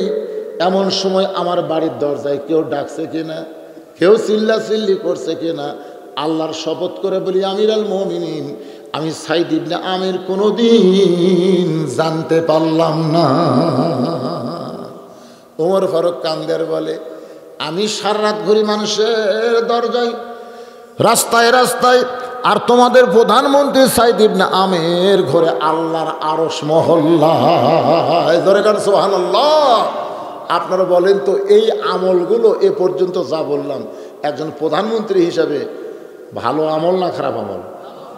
আল্লাহ বলেছেন, ও আমিলুস সালেহা, তুমি যে পর্যায়ে থাকো না কেন, বক্তা হও, মাস্টার হও, প্রফেসর হও, চেয়ারম্যান হও, এমপি হও, প্রধানমন্ত্রী হও, যেখানেই তুমি যাও নেক আমল করো। নেক আমল যখন করবে তখন অশান্তি থাকবে না, গোটা পৃথিবী শান্তিময় হয়ে যাবে। দলে কোন কথা ঠিক কিনা? আল্লাহ আমাদের সকলের জন্য কবুল করুক, ফজরের নামাজ জামাতে আদায় করার তৌফিক দান করুক। সকলে বলে আল্লাহুম্মা আমিন। আব্দুল খালেক 1000 টাকা দান করেছে, আল্লাহ শেষ পর্যায়ে আল্লাহ তার দানকে কবুল করেন। মাশাআল্লাহ, বাহিরের চেয়ারম্যানের স্ত্রী, দুলাল চেয়ারম্যানের স্ত্রী 1000 টাকা দান করেছে, আল্লাহ আমার মায়ের দানকে কবুল করেন। আলী বলতেছেন, ফাতেমা, পর্দা কারে বলে? মনে আছে না, ভুলে গেছেন? ফাতেমা বলতে, স্বামী গো, আমি আপনার কাছে জানতে চাই, যে কয়টা মেয়ে দরজায় দাঁড়ায় আছে আপনি কি তাদের চেনেন? কে? সাইফুল ইসলাম 500 টাকা দান করেছে, আল্লাহ সাইফুল ইসলামের দানকে আল্লাহ আপনি কবুল করেন। এই শোনেন, কথাবার্তা একটু কথাবার্তা করে, এখন গুরুত্বপূর্ণ শেষ কথা। ফাতেমা কিন্তু স্বামী ট্রাই করার জন্য বলতেছে, দরজার যেগুলো মেয়ে মানুষ আছে আপনি তাদেরকে চিনেন? আলী বলতেছে, ফাতেমা, আমি জীবনে একটা মেয়েকেই চিনি, সেই মেয়ে হলো আমার হাসান হোসেনের মা। যেই কইছে ফাতেমা দৌড়ে এসে স্বামীর কপালে চুমা খেয়েছে। সুবহানাল্লাহ। আমি একদিন শুধু বলছিলাম আমার বউয়ের কাছে যে আমাদের পাড়ার উত্তর সাইডে অমুকের বউটা খুব সুন্দরী, এই কথা খেলা বলছে, আমি কিন্তু কোনো চিন্তা ভাবনা করে কইনি। তা আমার বউ আমাকে বলতেছে, আপনি কবে থেকে লুচ্চা হলেন? আমি তো সোম করছি কে আমি লুচ্চে কি তো পরের বউ সুন্দরী আপনি হুজুর হয় কেমন দেখে সোহান আল্লাহ। তার মানে কার বউ কেমন এটা একজন মরদ মানুষের দেখা জায়েজ নাই। আমার বউ কেমন এটা দেখা লাগবে। জোরে কর কথা কথা কন। খালি পর্দা মেয়ে মানুষের জন্য না, পর্দার আয়াত যেখানে আছে সেখানে আগে পুরুষের কথা আল্লাহ বলেছেন। কুল্লিল মুমিনিনা ইয়াগুদ্দু মিন আবসারিহিম, যারা প্রকৃত মুমিন হবে তাদের নজর নিচের দিকে থাকবে। আলী বলতেছে দরজার কোনো মেয়েকে আমি চিনি না। ফাতেমা বলতেছে ওই সকল মেয়েদের মধ্যে একটা মেয়ে যদি বেপর্দা হয় আর সেই মেয়েটা যদি ফাতেমাকে সরাসরি দেখে, ফাতেমার চোখের সাইজ কেমন, নাকের সাইজ কেমন, মুখের সাইজ কেমন, ওই বেপর্দা নারী যদি পরপুরুষের কাছে বলে দেয়, তাহলে বলেন তো আপনার ফাতেমা পর্দার মধ্যে থাকা লাভটা কি? মেয়েদের সঙ্গে দেখা করতে চাই না, কথা বলতে চাই, এটা সরাসরি না পর্দার ভিতর থেকে। পর্দা কারে কয় মায়েরা? ও মায়েরা, আপনারা পর্দার মধ্যে থাকেন, আল্লাহ সমস্ত রহমত বরকত দিয়ে আপনাকে ঢেকে রাখবে। জোরে করেন সুবহানাল্লাহ। আল্লাহ আমার মা বোনদের পর্দার জন্য কবুল করুন, আর আমার বাবাদের যুবকদেরকে নামাজের জন্য কবুল করুন। আমাদের হলো 1 নম্বর নামাজ, আর মেয়েদের 1 নম্বর হলো পর্দা। নামাজ মেয়েরা কম পড়ুক বেশি পড়ুক অসুবিধা নেই, মেয়েকে নামাজ আমার আল্লাহ এত চায়ও না। কথা না বুঝতেছেন? ঢাকা থাকা নামাজ কি দরকার, কিন্তু পর্দাটা ঠিক হওয়া লাগবে। হ্যাঁ মাশাআল্লাহ। এই তো আর একটা ওমরা পার্টি পাওয়া গেছে, কি নাম ওনার? নমাজদি। ও নিজামুদ্দিন, নিজামুদ্দিন বানাচ্ছে নমাজদি। বড় আউলিয়ার নাম ছিল নিজামুদ্দিন আউলিয়া, ঠিক না? তো ওনার নামে নাম, উনি ওমরা করতে যাবেন, 1000 টাকা দান করছে। আল্লাহ ওনাকেও সুন্দরভাবে ওমরা করার তৌফিক দেখ। জোরে কোন আমিন। ইসরাফিলের শাশুড়ি আম্মা 500 টাকা দান করেছে। আল্লাহ আমার মায়ের দানকে কবুল করবে। আস্তাগফিরুল্লাহ রাব্বি মিন কুল্লি জামবি ওয়া আতুবু ইলাইহি লা হাওলা ওয়ালা কুওয়াতা ইল্লা বিল্লাহিল আলিয়্যিল আযীম। আল্লাহুম্মা আমিন। আল্লাহুম্মা আনতাস সালাম ওয়া মিনকাস সালাম তাবারাকতা ইয়া যাল জালালি ওয়াল ইকরাম। দীর্ঘ সময় পর্যন্ত তোমার পাগল বান্দা বান্দীদের সামনে সূরা আসর থেকে আলোচনা করেছি। আল্লাহ মেহেরবানি করে আজকের মাহফিল আমাদের সকলের হেদায়েতের জন্য, নাজাতের জন্য, জান্নাতের জন্য কবুল করো। এই মাহফিলের শুরু থেকে শেষ পর্যন্ত যত আলোচনা হয়েছে আল্লাহ, এর মধ্যে যদি ত্রুটি হয়, ভুল হয়, মাফ করে দাও। এর জাহাদিয়া মঞ্জুর করো। সোনার মদিনায় নবী পাকের রওজা মুবারকে আল্লাহ তুমি কবুল করো। তামাম আম্বিয়া কেরাম, আসহাবে কেরাম, তাবিন কেরাম, তাবা তাবিন কেরাম, তামাম পৃথিবীর মাটির নিচে যত মুমিন মুমিনা আছে আল্লাহ সকলের আরওয়াহ হাদিয়া কবুল করো। আমরা যারা হাত তুলেছি, আমাদের মধ্যে জনম দুঃখনী মা, মায়ের জন্য তো প্রাণ খুলে দোয়া করেন। কি বলবো প্রসবের কথা, মা বিনে সেই ব্যথা কেউ তো বুঝবে না। মাজন ঠেকিয়া সন্তানের দায়, অকালে মা মারা যায়, কেন সে মায়ের জন্যে দোয়া করবা না? এমন দরদি হবে কেউ হবে না আমার মা গো। এই দরদের মা যাদের কবরে গেছে আল্লাহ মেহেরবানি করে মায়ের কবর জান্নাতের টুকরা কবুল করো। বাবার বাড়িঘর সবই আছে, আমি সহ আমরা যারা বাবা হারিতিম হয়ে গেছি আল্লাহ মেহেরবানি করে বাবার কবরটাকে জান্নাতের টুকরা কবুল করো। আমাদের দাদা দাদি, নানা নানি, আত্মীয় স্বজন, শ্বশুর শাশুড়ি যাদের কবরে গেছে আল্লাহ কবরবাসীদের মাফ করে দাও। আয় আল্লাহ তাআলা এই ধুলিশ্বর মধ্যপাড়া যুবকেরা কষ্ট করে মেহনত করে হাজার হাজার টাকা খরচ করে মসজিদের উন্নয়ন কল্পে জান্নাতের বাগান লাগাইছে। আল্লাহ যুবকদেরকে 5 ওয়াক্ত নামাজি কবুল করো। আল্লাহ যুবকগুলো যখন মসজিদে আসবে, মসজিদের সৌন্দর্য টাইলস করা নয়, রং করে নয়, যুবকদের নামাজের কারণে মসজিদের সৌন্দর্য আল্লাহ তুমি বাড়ায় দিও। আল্লাহ আল্লাহ এই ধুলিশ্বরের মধ্যে পড়া সব যুবকগুলোকে 5 ওয়াক্ত নামাজি কবুল কর। আল্লাহ আল্লাহ তারা কোরআনের মাহফিল করেছে, এই কোরআনের তাসির তাদের কলিজার মধ্যে ঢুকাইয়া দাও। আল্লাহ আল্লাহ আমার বাবাজিরা, মুরব্বীরা, কচি কাঁচা বাচ্চারা যারা ওমরা করতে যাবে আল্লাহ সকলকেই তুমি কবুল করো। সবচাইতে বড় কথা জামাই বাবাজিরা আল্লাহ আজকের মাহফিলের জন্যে 43,000 টাকা দান করেছে আল্লাহ, তাদের এই বিশাল দানকে কবুল করো। এই যুবকেরা 40,000 টাকার মতো দান করেছে, তাদের দানকে আল্লাহ তুমি কবুল করো। এছাড়াও অনেকে অনেক টাকা দান করেছে আল্লাহ, সকলের দানগুলোকে শুধুমাত্র জান্নাতের বিনিময়ে আল্লাহ তুমি কবুল করে নাও। আমার মা বোনেরা যারা পর্দার অন্তরালে বসে শুনলো, দানও করলো আল্লাহ, আবেদা সালিহা পর্দার এসে কবুল করে মা ফাতেমার চরিত্র তুমি দান করে দাও আল্লাহ। আমি গুনাহগার বলে হাত ফিরাও না আল্লাহ, এতগুলো মানুষের মধ্যে যার 2 হাত পছন্দ হয় সেই 2 হাতের উসিলায় মাহফিল কবুল করো। আজকের মাহফিলের সম্মানিত সভাপতিকে আল্লাহ তুমি কবুল করো, সহসভাপতি কবুল করো, মসজিদের সৈয়দ হিসাবকে কবুল করো, কেশিয়ার কবুল করো, সদস্যদের কবুল করো, ইমাম মুয়াজ্জিন মুসল্লিদের আল্লাহ তুমি কবুল করো আল্লাহ। গোটা বিশ্বের মুসলমানের প্রতি খাস রহমত করো, আলেম ওলামার প্রতি রহম করো। মাজলুম হয়ে আজকে যারা বন্দি পাখি আল্লাহ তাদেরকে মুক্ত করে দাও। আবার কোরআনের ময়দানে তারা কিচির মিচির শব্দ করবে, আল্লাহ কবুল করে নাও। আয় আল্লাহ, যেদিন আমাদের মৃত্যু হবে দিনটা যেন জুমার দিন হয় আল্লাহ, মাসটা যেন রমজান মাস হয়। ইমানের সাথে ইজ্জতের সাথে এই দুনিয়া থেকে বিদায় নেওয়ার সময় আমাদের জবানে জারি করে দিও, লা ইলাহা ইল্লাল্লাহু মুহাম্মাদুর রাসূলুল্লাহ সাল্লাল্লাহু আলাইহি ওয়াসাল্লাম।